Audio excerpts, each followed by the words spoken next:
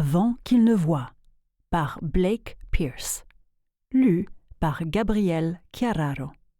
Production Ménestrandise Audio.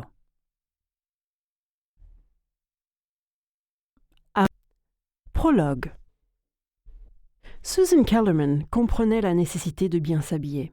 Elle représentait son entreprise et elle essayait de gagner de nouveaux clients, alors son apparence était importante. Par contre, ce qu'elle ne comprenait vraiment pas, c'était la raison pour laquelle elle devait porter des hauts talons. Elle avait une belle robe d'été qu'elle aurait pu assortir avec de jolies chaussures plates, mais non, la compagnie insistait sur le fait qu'elle porte des talons.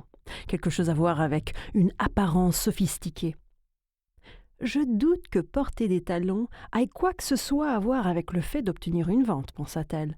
Tout spécialement si le potentiel client était un homme. Et d'après sa fiche de vente, la personne qui habitait dans la maison dont elle s'approchait était de fait un homme.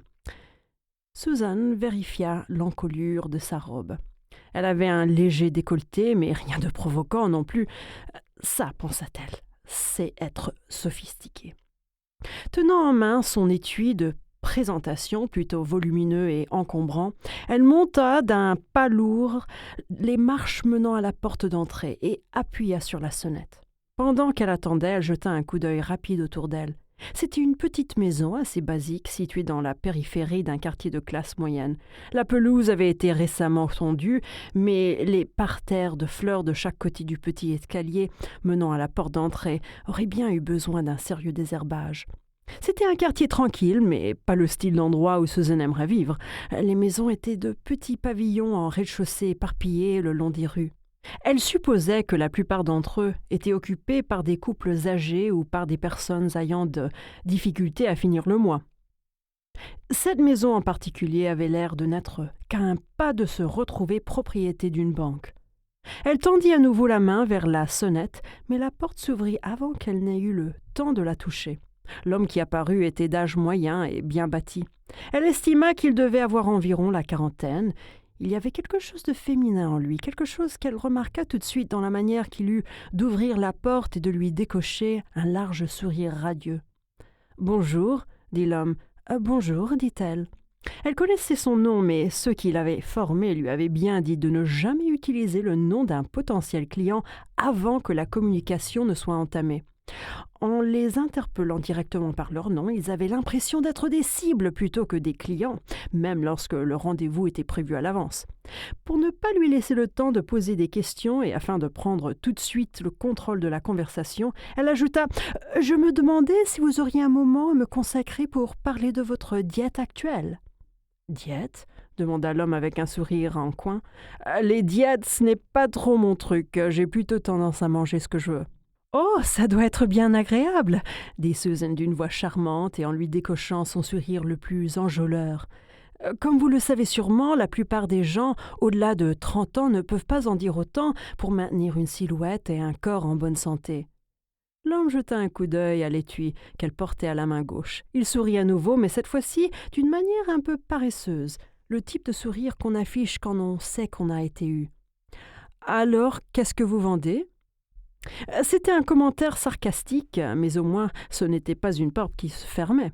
Elle prit ça comme une première victoire vers une possible invitation à entrer. « Eh bien, je suis ici au nom de l'Université de développement personnel, dit-elle. Nous offrons aux adultes de plus de 30 ans une manière très facile de rester en forme sans devoir se rendre au fitness ni changer drastiquement son style de vie. » L'homme soupira et tendit la main vers la porte. Il avait l'air de s'ennuyer et prêt à la remballer. « Et comment y parvenez-vous » ?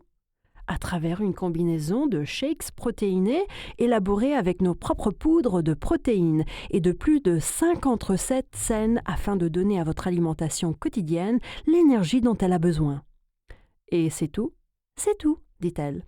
L'homme réfléchit durant un instant en regardant Susan et le volumineux étui qu'elle portait en main. Puis il jeta un coup d'œil à sa montre et haussa les épaules. « Bon, dit-il, je dois partir dans 10 minutes.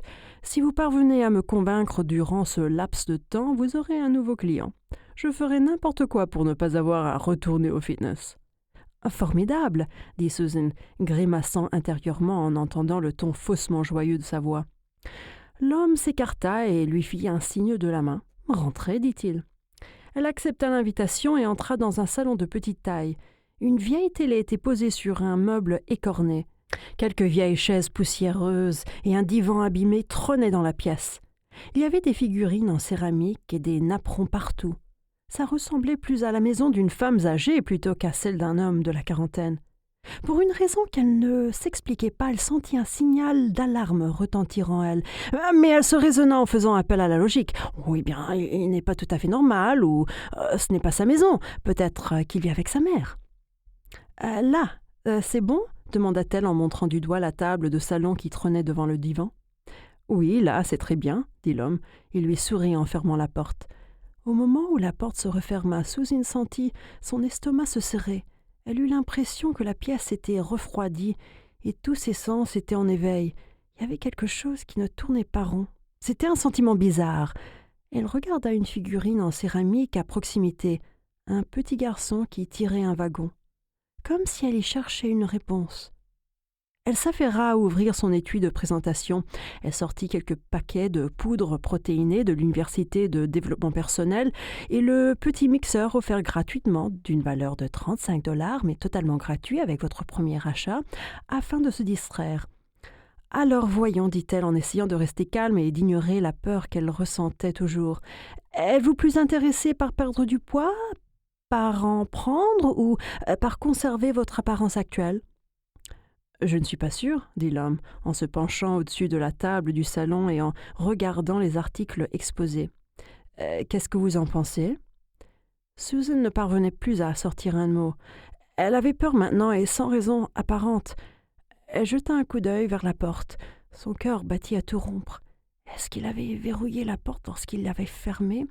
Elle ne parvenait pas à le savoir de là où elle était assise. Puis elle réalisa que l'homme attendait toujours une réponse. Elle reprit contenance et tenta de se remettre en mode présentatrice. « Eh bien, je ne sais pas, dit-elle. » Elle avait envie de jeter de nouveau un coup d'œil à la porte. Soudain, elle eut l'impression que chaque figurine de porcelaine présente dans la pièce la fixait du regard, la lorgnant telle des prédateurs.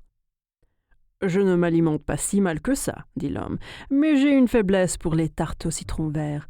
Est-ce que je pourrais toujours en manger si je suis votre programme ?» Peut-être bien, dit-elle. Elle tria ses documents en rapprochant l'étui d'elle. 10 minutes, pensa-t-elle en se sentant de plus en plus mal à l'aise. Il a dit qu'il n'avait que 10 minutes. Je peux y arriver. Elle mit la main sur la petite brochure qui expliquait ce que l'homme pourrait continuer à manger en suivant le programme et leva les yeux vers lui en la lui donnant. Il la prit en lui, effleurant légèrement la main durant une fraction de seconde. De nouveau, un signal d'alarme retentit en elle. Elle devait sortir d'ici. Elle n'avait jamais rien ressenti de pareil en rentrant dans la maison d'un client potentiel, mais c'était une sensation tellement suffocante qu'elle ne parvenait pas à penser à autre chose. « Je suis désolée, dit-elle en rassemblant son étui et ses documents, mais je viens juste me rappeler que j'ai une réunion dans moins d'une heure et c'est de l'autre côté de la ville. »« Oh, dit-il en regardant la brochure qu'elle venait juste lui tendre. « Eh bien, je comprends, bien sûr. J'espère que vous arriverez à temps. »« Merci, dit-elle rapidement. Il lui rendit la brochure et elle la prit d'une main tremblante. Elle la rangea dans son étui et se dirigea vers la porte d'entrée. Elle était verrouillée. « Excusez-moi, dit l'homme. » Susan se retourna, la main toujours tendue vers la poignée de la porte. Elle ne vit pas le coup venir. Tout ce qu'elle vit, ce fut le poing aveuglant au moment où il la frappa à la mâchoire. Elle sentit directement le goût du sang couler sur sa langue. Elle retomba dans le divan. Elle ouvrit la bouche pour crier, mais elle eut l'impression que le côté droit de sa mâchoire était bloqué. Elle tenta de se mettre debout, mais l'homme était déjà sur elle, lui enfonçant un genou dans l'estomac. L'air s'échappa de ses poumons et elle ne put que se recroqueviller en essayant de retrouver son souffle. Elle fut vaguement consciente que l'homme l'avait prise dans ses bras et l'avait jetée par-dessus son épaule, comme si elle était une femme des cavernes sans défense qui traînait jusqu'à sa grotte. Elle essaya de lutter, mais elle ne parvenait toujours pas à retrouver son souffle. C'était comme si elle était paralysée, comme si elle se noyait. Tout son corps était mou, y compris sa tête. Du sang coulait de sa bouche sur le dos du t-shirt de l'homme, et c'est tout ce qu'elle parvenait à voir alors qu'il l'emportait à travers la maison. À un moment, elle se rendit compte qu'il l'avait amenée dans une autre maison, une maison qui était apparemment attachée à celle où elle se trouvait quelques instants plus tôt, et la jeta au sol comme un vulgaire sac de pommes de terre, et sa tête heurta violemment un linoléum abîmé. La douleur l'aveugla, mais elle commença finalement à retrouver un peu son souffle. Elle roula sur le côté, mais au moment où elle parvint enfin à se mettre debout, l'homme était de nouveau sur elle. Elle voyait flou, mais elle parvint à distinguer qu'il avait ouvert une sorte de petite porte dissimulée derrière un faux panneau dans un mur. Là-dedans, il faisait sombre et poussiéreux, et elle vit des morceaux d'isolation en ruine qui pendaient du plafond. Son cœur battit à tout rompre lorsqu'elle réalisa qu'il l'emmenait à l'intérieur. « Tu seras en sécurité ici », lui dit l'homme en se penchant et en la traînant dans le petit cagibi. Elle se retrouva dans le noir, allongée sur des planches rigides qui servaient de plancher. Tout ce qu'elle pouvait sentir, c'était l'odeur de la poussière et de son propre sang qui coulait toujours. L'homme, elle connaissait son nom, mais elle ne parvenait pas à s'en rappeler. Le mot s'associe au sang et à la douleur qu'elle ressentait alors qu'elle cherchait encore son souffle. Elle finit par le retrouver et eut envie de s'en servir pour crier, mais elle préféra en remplir ses poumons et soulager son corps. Durant ce bref instant, elle entendit la porte du cagibi se refermer quelque part derrière elle, et elle se retrouva coincée dans l'obscurité. La dernière chose qu'elle entendit avant qu'il ne fasse complètement noir, ce fut son rire, de l'autre côté de la porte. « Ne t'en fais pas, dit-il, ce sera bientôt terminé. » Chapitre 1. La pluie tombait de manière continue, juste assez fort pour que Mackenzie White ne puisse pas entendre le bruit de ses propres pas. C'était une bonne chose. Ça voulait dire que l'homme qu'elle poursuivait ne pourrait pas les entendre non plus. Mais elle devait tout de même avancer avec prudence. Non seulement il pleuvait, mais il était aussi tard dans la nuit. Le suspect pouvait très bien utiliser l'obscurité à son avantage, tout comme elle le faisait. Et la faible lumière vacillante des réverbères ne l'aidait pas. Les cheveux trempés et l'imperméable tellement mouillé qui lui collait au corps, Mackenzie traversa la rue déserte d'un pas prudent. Devant elle, son partenaire était déjà arrivé à l'édifice en question. Elle pouvait voir sa silhouette accroupie sur le côté de la vieille structure en béton. Alors qu'elle s'approchait de lui, éclairée uniquement par le clair de lune et un seul réverbère au coin de la rue, elle resserra sa prise autour du Glock qu'elle avait reçu de l'Académie. Elle commençait à apprécier la sensation de tenir une arme en main. Elle lui offrait plus qu'un sentiment de sécurité, c'était une véritable relation. Quand elle avait une arme en main et qu'elle savait qu'elle allait s'en servir, elle s'y sentait intimement liée. C'était une sensation qu'elle n'avait jamais ressentie lorsqu'elle travaillait en tant que détective au Nebraska. C'était quelque chose de neuf que l'Académie du FBI avait généré en elle. Elle atteignit l'édifice et se colla au mur à côté de son partenaire. Au moins maintenant, elle était à l'abri de la pluie. Son partenaire s'appelait Harry Dugan. Il avait 22 ans, était bien bâti et un peu présomptueux, mais d'une manière subtile et presque correcte. Elle fut soulagée de voir qu'il avait aussi l'air un peu sur les nerfs. « Tu es parvenu à voir à l'intérieur ?» lui demanda Mackenzie. « Non, mais la pièce à l'avant est vide. C'est tout ce qu'il est possible de voir à travers la fenêtre. » dit-il en montrant du doigt une fenêtre brisée qui se trouvait devant eux. « Combien de pièces ?» demanda-t-elle. « 3, d'après ce que j'ai pu en voir. »« Je passe devant, dit-elle. » Elle veilla à ce que son ton ne laisse aucun doute. Même ici, à Quantico, les femmes devaient s'affirmer pour être prises au sérieux. Il l'invita d'un geste à passer devant. Elle se faufila rapidement devant lui et plongea la façade de l'édifice. Elle jeta un regard autour d'elle et vit que la voie était libre. Les rues étaient désertes et tout semblait tranquille. D'un geste rapide, elle fit signe à Harry d'avancer, ce qu'il fit sans aucune hésitation. Il tenait fermement son propre Glock en main, le canon baissé en direction du sol, comme on le leur avait appris. Ensemble, ils s'avancèrent sans bruit vers la porte d'entrée de l'édifice. C'était un endroit abandonné, construit en blocs de béton, peut-être un ancien entrepôt ou un lieu de stockage, et la porte était vétuste. Elle était fendue et une large ouverture sombre révélait en partie l'intérieur de l'édifice. Mackenzie regarda Harry et compta sur ses doigts. 3, 2, 1. Elle appuya fermement le dos contre le mur en béton pendant que Harry s'avançait en se baissant, ouvrait la porte d'un coup et se ruait à l'intérieur. Elle le suivit de près. Il fonctionnait comme une machine bien huilée. Mais il n'y avait presque pas de lumière à l'intérieur de l'édifice. Elle tendit la main vers la torche qu'elle portait au flanc. Mais au moment où elle allait l'allumer, elle se ravisa. Un faisceau lumineux trahirait leur position, le suspect pourrait les voir de loin et s'échapper à nouveau.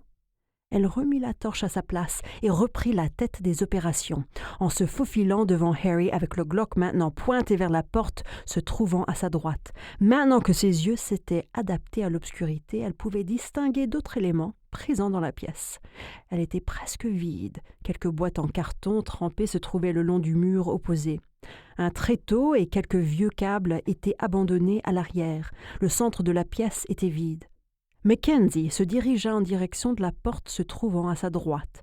Ce n'était vraiment qu'une embrasure vu que la porte avait été enlevée depuis longtemps. L'intérieur était plongé dans l'obscurité. À part une bouteille brisée et des excréments de rats, la pièce était vide. Elle s'arrêta et commença à se retourner quand elle réalisa que Harry la suivait de bien trop près.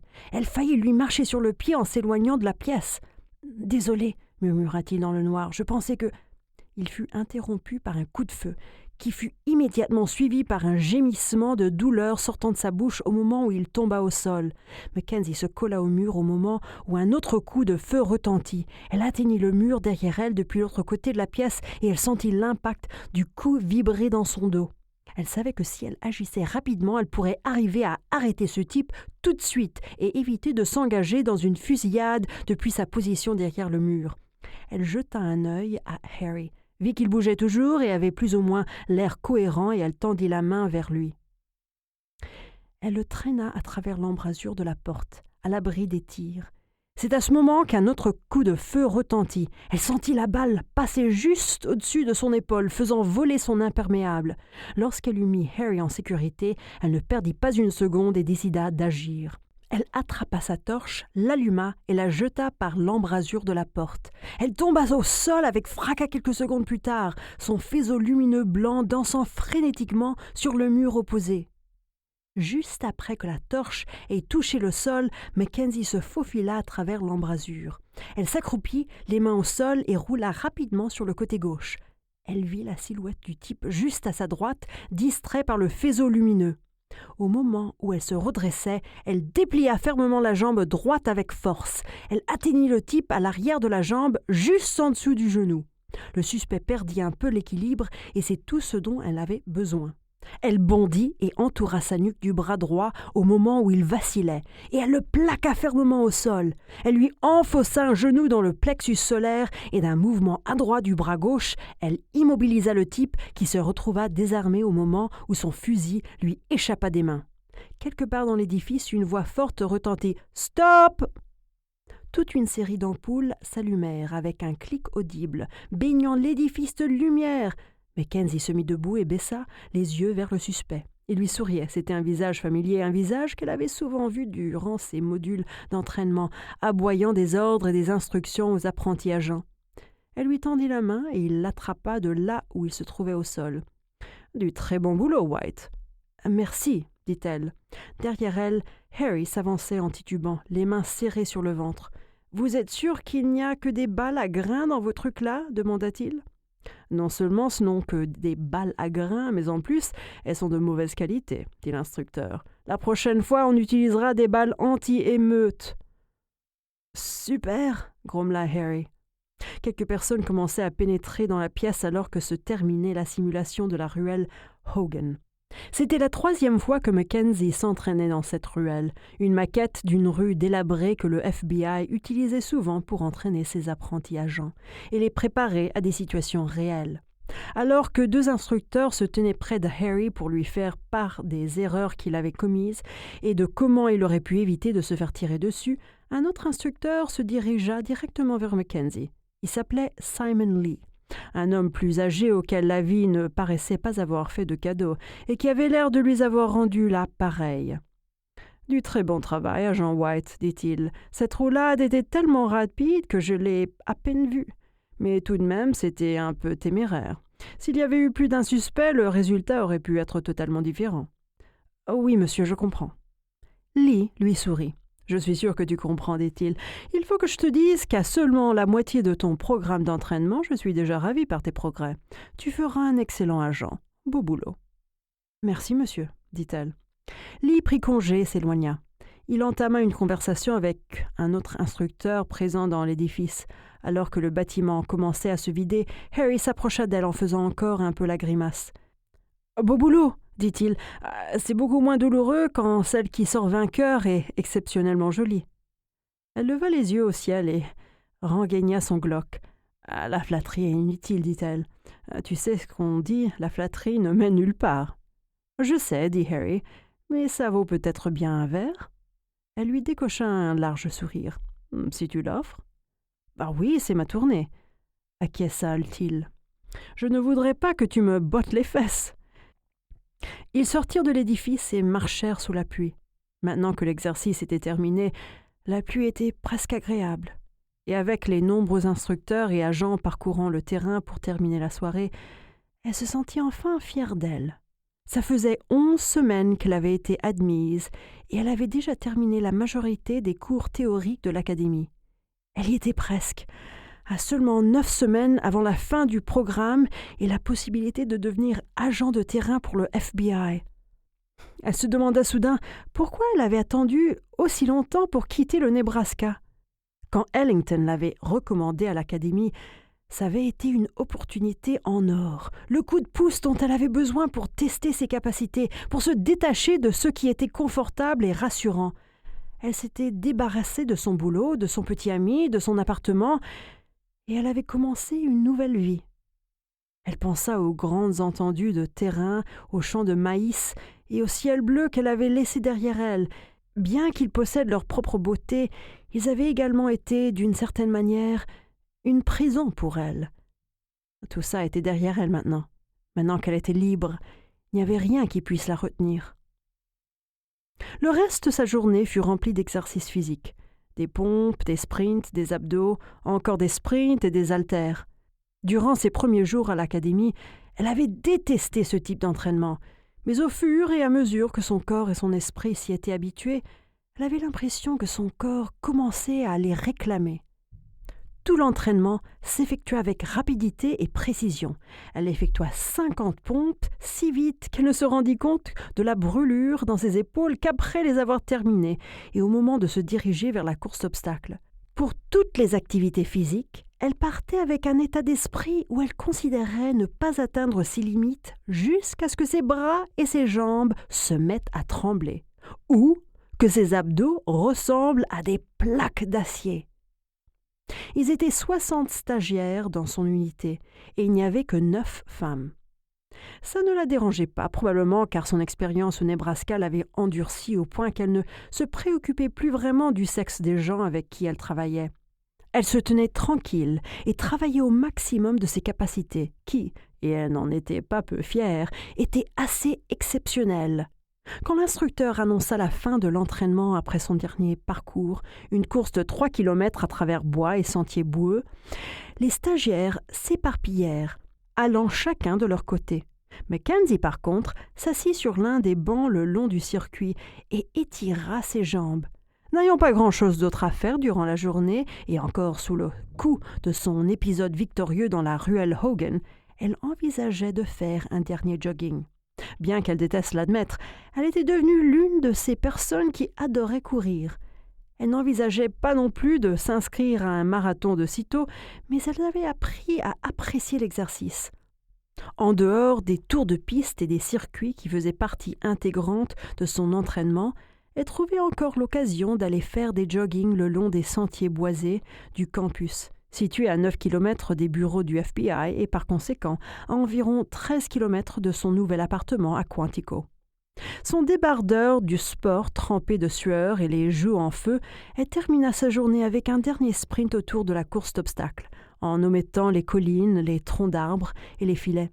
Pendant qu'elle courait, elle remarqua que 2 hommes la regardaient, pas comme dans une sorte de rêve lubrique éveillé, mais avec une certaine admiration qui l'encouragea à continuer. En fait, pour dire vrai, quelques regards lubriques de temps à l'autre ne l'auraient pas dérangé. Ce corps d'athlète qu'elle s'était forgé à force de travail intense méritait d'être apprécié. Ça faisait bizarre de se sentir autant à l'aise dans son propre corps, mais elle commençait à aimer cette sensation. Elle savait qu'Harry Dugan l'appréciait aussi, mais pour l'instant, il n'avait encore rien dit. Et même s'il finissait par dire quelque chose, Mackenzie n'était pas vraiment sûre de ce qu'elle dirait en retour. Lorsqu'elle eut terminé son dernier jogging, environ 3 kilomètres, elle se doucha dans les vestiaires et attrapa un paquet de crackers dans le distributeur en sortant. Elle avait le reste de la journée devant elle. 4 heures pour faire ce qu'elle avait envie de faire, un dernier entraînement sur le tapis roulant de la salle de fitness. Une routine qu'elle avait fini par adopter, histoire d'avoir une longueur d'avance sur tous les autres. Elle se demanda ce qu'elle allait faire du reste de la journée. Peut-être qu'elle pourrait enfin terminer de déballer ses affaires. Il y avait encore 6 caisses dans son appartement qu'elle n'avait pas encore ouvertes. Ce serait une bonne chose de faite. Mais elle se demanda aussi ce que Harry allait faire ce soir et si la proposition d'aller boire un verre tenait toujours. Est-ce qu'il avait voulu dire ce soir ou un autre soir? Et au-delà de ça, elle se demanda ce que l'agent Ellington faisait. Elle n'avait rencontré Ellington que quelques fois et ça s'était toujours bien passé et c'était pour le mieux du point de vue de Mackenzie. Elle n'aurait aucun problème à passer le reste de sa vie sans jamais devoir se rappeler le moment de gêne qu'ils avaient eu au Nebraska. En réfléchissant à ce qu'elle allait faire du reste de son après-midi, elle se dirigea vers sa voiture. Au moment où elle inséra la clé dans la portière, elle vit une silhouette familière occupée à faire son jogging. Il s'agissait de l'une des stagiaires de son unité, Colby Stinson. Cette dernière lui sourit et se dirigea vers elle en courant avec une énergie qui trahissait qu'elle n'était qu'au début de son entraînement et non pas à la fin.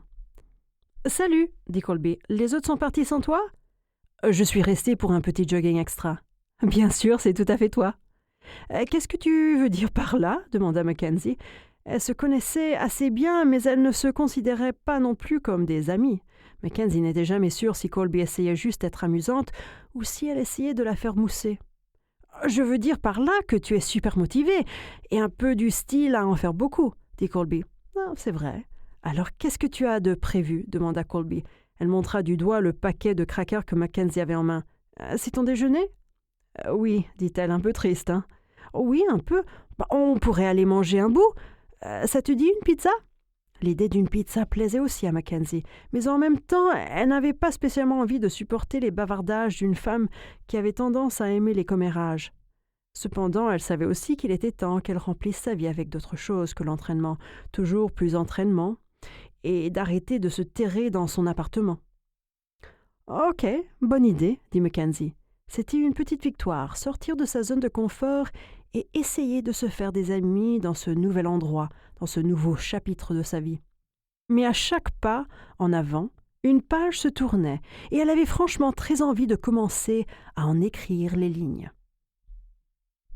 La pizzeria Donny n'était qu'à moitié remplie lorsque Mackenzie et Colby y arrivèrent dans l'après-midi vu que leur rush du déjeuner était passé. Elles s'assirent à une table à l'arrière de la salle et commandèrent une pizza. Mackenzie commençait à se relaxer et à relâcher ses bras et ses jambes endolories, mais elle n'eut pas l'occasion d'en profiter très longtemps. Colby se pencha en avant et soupira. « Est-ce qu'on peut parler du sujet tabou ?»« Il y a un sujet tabou ?» demanda Mackenzie. « Oui, de fait, dit Colby, bien qu'il essaye de passer inaperçu et de se fondre dans la masse. »« Ok, dit Mackenzie, alors explique-moi ce que tu veux dire et pourquoi tu as attendu aussi longtemps avant de m'en parler. » C'est quelque chose dont je ne t'ai jamais parlé, mais le premier jour où tu es arrivé à l'académie, je savais qui tu étais. En fait, tout le monde le savait. Il y a eu beaucoup de rumeurs et c'est pourquoi j'ai attendu jusqu'à maintenant pour t'en parler. Vu que ça touche maintenant à sa fin, je ne pense pas que ça puisse avoir un quelconque impact. « Quelle rumeur ?» demanda Mackenzie, tout en étant déjà assez sûre de savoir où cette conversation allait mener. Eh bien, les parties importantes concernant le tueur épouvantail et la modeste jeune femme qui est parvenue à l'attraper, une jeune femme tellement douée dans son boulot de détective au Nebraska que le FBI a fait appel à elle. C'est une version assez magnifiée des faits, au moins oui, je vois ce que tu veux dire, mais tu as parlé de parties importantes. C'est qu'il y a d'autres parties ? Colby eut soudain l'air mal à l'aise. Elle glissa nerveusement une mèche de ses cheveux bruns derrière l'oreille. Eh bien, il y a aussi des rumeurs. J'ai entendu qu'un agent avait joué un rôle important dans le fait de te faire admettre à l'académie. Eh bien, dans un environnement majoritairement dominé par des hommes, tu peux imaginer le genre de rumeurs qui courent. Mackenzie leva les yeux au ciel, se sentant mal à l'aise. Elle n'avait jamais cessé de se demander quel genre de rumeurs pouvaient circuler concernant sa relation avec Ellington. l'agent qui avait de fait joué un grand rôle dans l'opportunité qu'elle avait eue de tenter sa chance au bureau. « Désolé, dit Colby, tu aurais préféré que je ne te dise rien ?» Mackenzie haussa les épaules. « Non, ne t'en fais pas. J'imagine que nous avons tous nos histoires. » Sentant qu'elle en avait peut-être dit de trop, Colby baissa les yeux vers la table et se mit à siroter nerveusement son soda. « Désolée, dit-elle doucement, je pensais qu'il fallait que tu sois au courant. Tu es la première vraie amie que j'ai ici et je voulais être aussi franche que possible. »« Pareil pour moi, dit Mackenzie. »« Alors tu ne m'en veux pas ?» demanda Colby. « Non, mais si on changeait le sujet maintenant ?»« Oh, ça va être facile, dit Colby. Raconte-moi, qu'est-ce qu'il y a entre toi et Harry ?»« Harry Dugan ?» demanda Mackenzie. « Oui, ce futur agent qui te déshabille du regard à chaque fois que vous êtes ensemble dans la même pièce. » « Il n'y a rien à raconter, » dit Mackenzie. Colby sourit et leva les yeux au ciel. « Si tu le dis. »« Non, vraiment, ce n'est pas mon genre d'homme. »« Oh, peut-être que c'est toi qui n'es pas son genre de femme, » dit Colby. « Peut-être qu'il a juste envie de te voir nue. Je me demande d'ailleurs, c'est quoi ton type d'homme? Profond et porté sur la psychologie, j'imagine ? » « Qu'est-ce qui te fait dire ça ?» demanda Mackenzie. « Oh, à cause de ton intérêt, de ta tendance à exceller dans les cours de profilage et de scénario. » « Je pense que c'est une idée fausse, assez courante concernant toute personne intéressée par le profilage, dit Mackenzie. Si tu as besoin de preuves, je peux te renseigner au moins 3 hommes plus âgés faisant partie de la police d'État du Nebraska. » La conversation évolua par la suite sur des sujets plus superficiels, sur leurs cours, leurs instructeurs et autres. Mais durant tout ce temps, Mackenzie bouillonnait à l'intérieur. Les rumeurs que Colby avait mentionnées étaient justement la raison pour laquelle elle avait décidé de ne pas se faire remarquer. Elle n'avait pas essayé de se faire des amis, une décision qui aurait dû lui laisser assez de temps pour terminer de s'installer dans son appartement. Et bien sûr, il y avait Ellington, l'homme qui était venu au Nebraska et qui avait changé sa vie. Ça paraissait assez cliché de le voir ainsi, mais c'était ce qui s'était passé, et le fait qu'elle ne parvenait toujours pas à se le sortir de la tête lui soulevait légèrement le cœur. Même lorsqu'elle et Colby échangèrent des plaisanteries au moment de terminer leur déjeuner, Mackenzie se demandait ce que pouvait bien faire Ellington. Elle se demandait également ce qu'elle serait occupée à faire maintenant si elle n'était pas venue au Nebraska lors de son enquête sur le tueur épouvantail. Ce n'était pas une vision agréable. Elle serait probablement encore occupée à patrouiller ces routes aux lignes droites infinies, entourées de champs et de maïs. Et elle travaillerait probablement avec un partenaire macho et suffisant qui ne serait qu'une version plus jeune et plus tenace de Porter, son ancien partenaire. Le Nebraska ne lui manquait pas. La routine de son boulot là-bas ne lui manquait pas non plus, et la mentalité du coin lui manquait encore moins. Mais ce qui lui manquait par contre, c'était de savoir qu'elle était à sa place.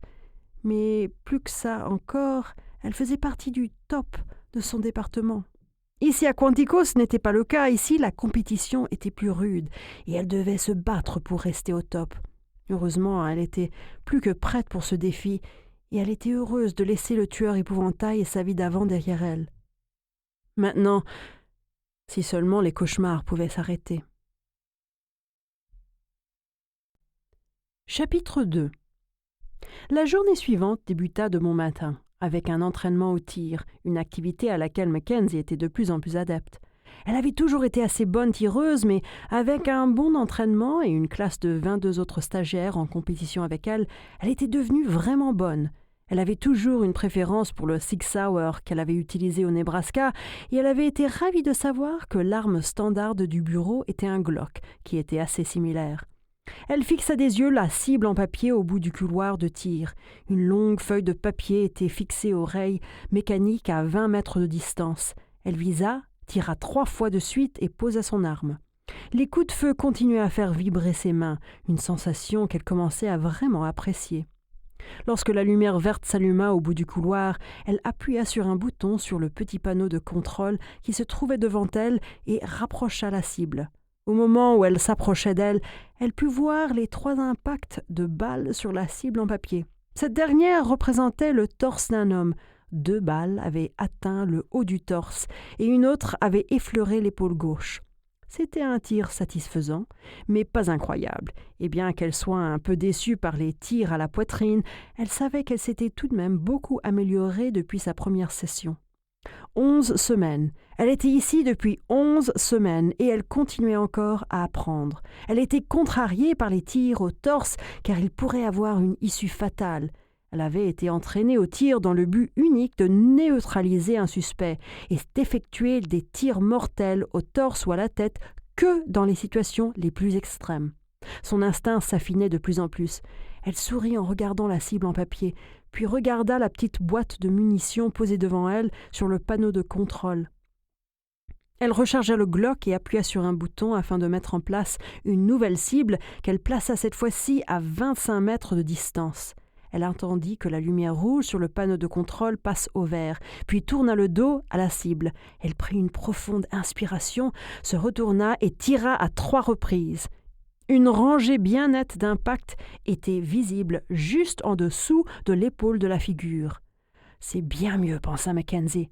Satisfaite, elle enleva les protections qu'elle portait pour protéger ses oreilles et ses yeux. Elle mit de l'ordre dans son poste de tir et appuya sur un autre bouton sur le panneau de contrôle pour rapprocher la cible le long du système mécanique auquel elle était fixée. Elle détacha la cible, la plia et la rangea dans le petit sac qu'elle emmenait partout avec elle. Elle venait au stand de tir durant son temps libre afin d'améliorer sa dextérité dans un domaine où elle avait l'impression d'être un peu à la traîne comparée aux autres stagiaires de sa classe. Elle était l'une des plus âgées dans son unité et des rumeurs circulaient déjà, des rumeurs concernant la manière dont elle avait été découverte dans un obscur... Nous espérons que vous avez apprécié cet aperçu. Pour continuer à écouter ce livre audio sur Google Play Livres, utilisez le lien dans la description de la vidéo.